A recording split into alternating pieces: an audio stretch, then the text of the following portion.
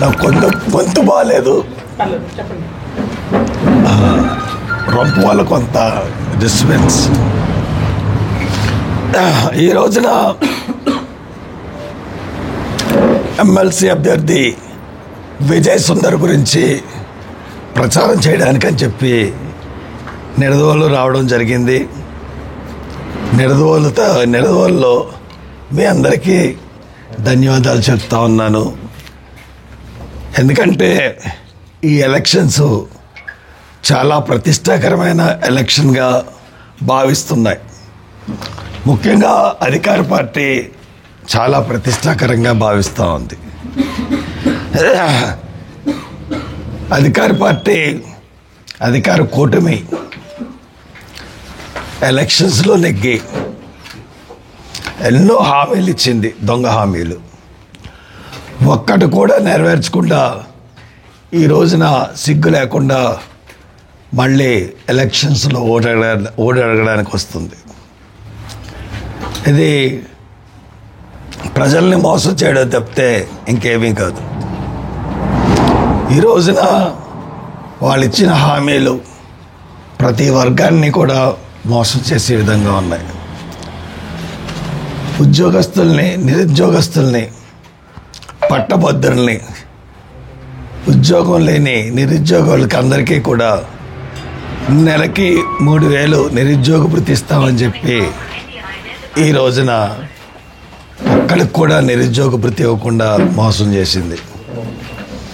అదేవిధంగా డిఎస్సి మొదటి సంతకం మా మెగా డిఎస్పి మీద అని చెప్పి ఈ రోజున మెగా డిఎస్పి మీద సంతకం అయితే పెట్టారు, కానీ ఈ రోజుకి నోటిఫికేషను విడుదల చేయలేదు. అలాగే స్కాలర్షిప్స్ విషయంలో కూడా మరి 2019లో ఉన్న స్కాలర్షిప్స్ బకాయిలు ఈ రోజు కూడా తీర్చలేదు. మరి తల్లికి వందనం అని చెప్పి పేరు పెట్టారు. ఇంట్లో ఎంతమంది చదువుకుంటే అంతమందికి 15,000 ఇస్తానని చెప్పి అది కూడా మోసం చేశారు.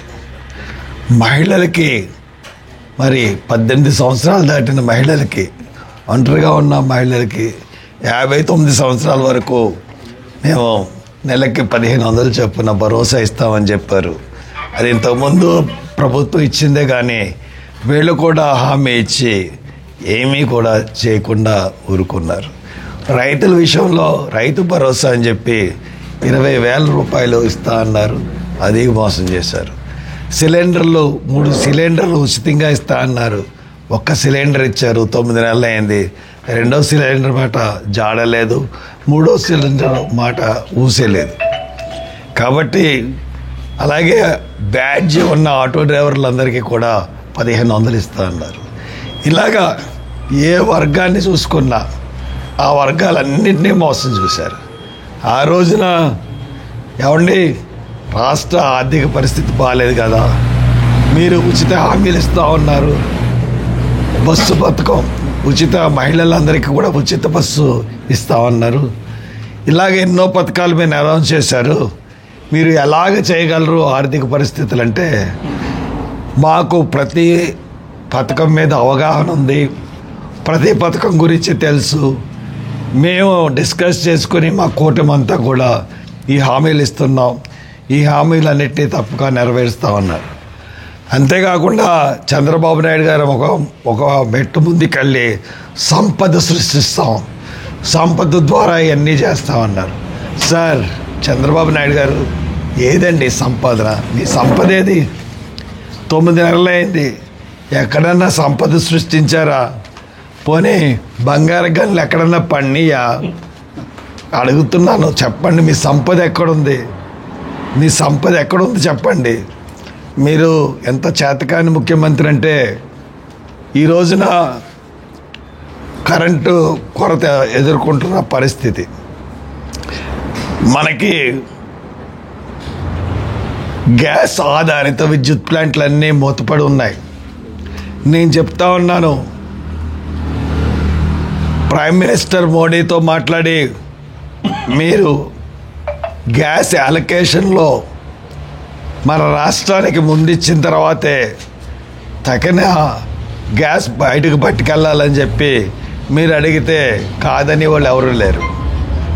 కాబట్టి మీరు ప్రిఫరెన్షియల్స్ అంటే గ్యాస్కి ముందుగా ఎరువుల కర్మాగారాలకు ఇవ్వాలి. గ్యాస్ ఇవ్వడంలో మనకి ఫస్ట్ ప్రిఫరెన్స్ ఫెర్టిలైజర్ ఎరువుల కర్మాగారానికి ఇవ్వాలి, సెకండ్ సిలిండర్లకు ఇవ్వాలి, థర్డ్ ఇలా ప్రిఫరెన్సెస్ ఉన్నాయి. కానీ మీ ప్రిఫరెన్సెస్ మార్చుకొని ఎక్కడ గ్యాస్ లభ్యం అవుతుందో అదే గ్యాస్ కృష్ణా గోదావరి బేసిన్లో లభ్యమవుతున్న గ్యాస్లో ఫస్ట్ ప్రిఫరెన్స్ ఈస్ట్ గోదావరి జిల్లాకి ఇచ్చి, ఈస్ట్ వెస్ట్ గోదావరి జిల్లాలకు ఇచ్చి, మా రాడియేట్ కాన్స్టిట్యున్సీలకు ఇచ్చి తక్కింది మీరు బయటకు పెట్టుకెళ్ళండి. అప్పుడు సంపద సృష్టింపబడుతుంది.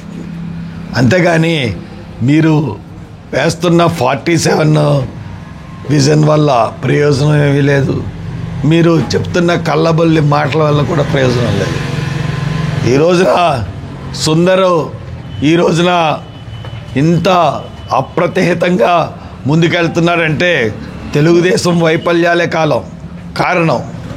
తెలుగుదేశం యొక్క వైఫల్యాల వల్లే సుందరు చాలా ముందంజలో ఉన్నాడు. జీవి సుందర్ నా కొడుకని కాదు, కానీ ఒక మేనిఫెస్టో రూపొందించుకున్నాడు.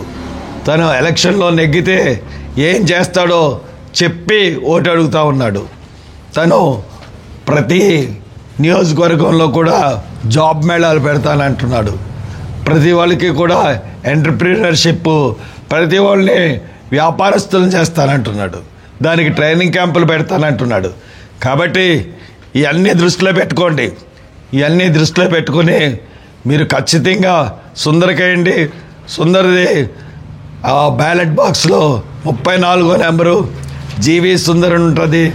దాని పక్కన ఒకటేసి జీవి సుందర్ని నెగ్గించవలసిందిగా మీ తరపున నడదోలు పట్టభద్రులందరినీ కోరుతా ఉన్నాను. Thank you.